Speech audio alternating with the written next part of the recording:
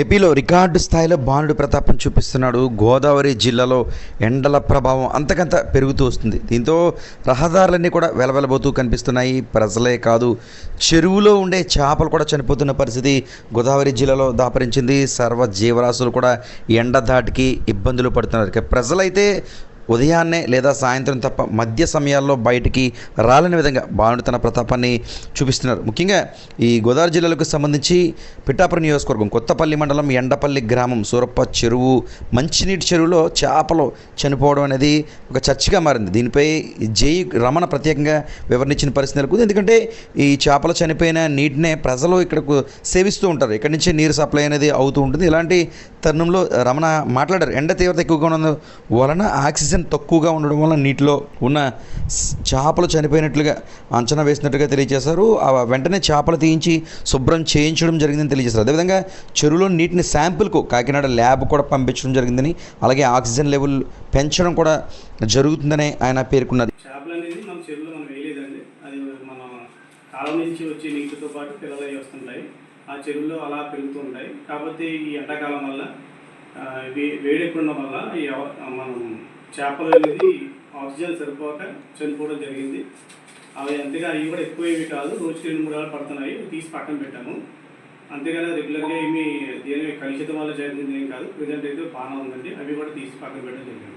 నీరు చూసామండి. పైగా ఎందుకన్నా మంచిదని చెప్పి ఆ నీరు కూడా మేము కాకినాడ ల్యాబ్కి పంపించడం జరిగింది రా వాటర్. కాకపోతే చేపలు ఆక్సిజన్ లెవెల్ లేకపోవడం వల్ల చనిపోయాయి కాబట్టి మేము ఆల్రెడీ పంపించేటప్పుడు క్లీనింగ్ ఫిల్టర్స్ చేసేటప్పుడు ఏరియేషన్ చేయడం జరుగుతుంది. అంటే ఆక్సిజన్ లెవెల్ పెంచడం జరుగుతుంది. సో మనకి పంపించే వాటర్ దీనికి ఎటువంటి ఇబ్బంది ఉండదు. శుద్ధి చేయడానికి మనకి ఇబ్బంది ఉండదు. కాకపోతే చేపలు చనిపోకుండా ఏం యాక్షన్ తీసుకోవాలని మేము ఇప్పుడు ఏరియేషన్ క్రియేట్ చేయడానికి ట్రై చేస్తున్నాం. ఇప్పుడు కూడా మేము ఆ వాటర్ అనేది డైరెక్ట్గా ఎవరికి ఇవ్వం. ఎలాంటి వాటర్ అనేది మనం ప్యూరిఫై చేసి మనం ఫిల్టర్స్ ద్వారా ఇస్తాం. అది ఫిల్టర్ చేసిన వాటర్ని కూడా మనం టెస్ట్ చేసిన తర్వాత మనం సాటిస్ఫై అయితే ఇస్తున్నామండి. వాళ్ళకు కూడా చూపించడం జరిగింది. వాళ్ళు కూడా టెస్టింగ్ క్లియరెన్స్ అయిన తర్వాత వాటర్ కూడా చూస్తున్నారు. బాగా క్లియర్ అయ్యారు. ఏది ఏమైనా ఎండల ప్రభావం ఏ విధంగా ఉందో మనం అర్థం చేసుకోవచ్చు. ఒక చెరువు అంటే దాదాపు అడుగు భాగం అంతా చల్లగా ఉండే అవకాశం ఉంటుంది. కానీ ఎండ తీవ్రత ఏకధాటిగా కొట్టడంతో ఇలాంటి పరిస్థితులు ఎదురవుతున్నాయని అధికారులు అయితే ఒక అంచనా వేస్తున్నారు. ఒక పక్క ప్రజల ఆరోగ్యం పట్ల కూడా అధికారులు దృష్టి పెడుతున్నామని చెబుతున్నారు. ఎందుకంటే ఇలాంటి చెరువులు మంచినీటి చెరువుగా నేపథ్యంలో నీళ్లు చుట్టుపక్కల ప్రజలంతా కూడా సేవిస్తూ ఉంటారు.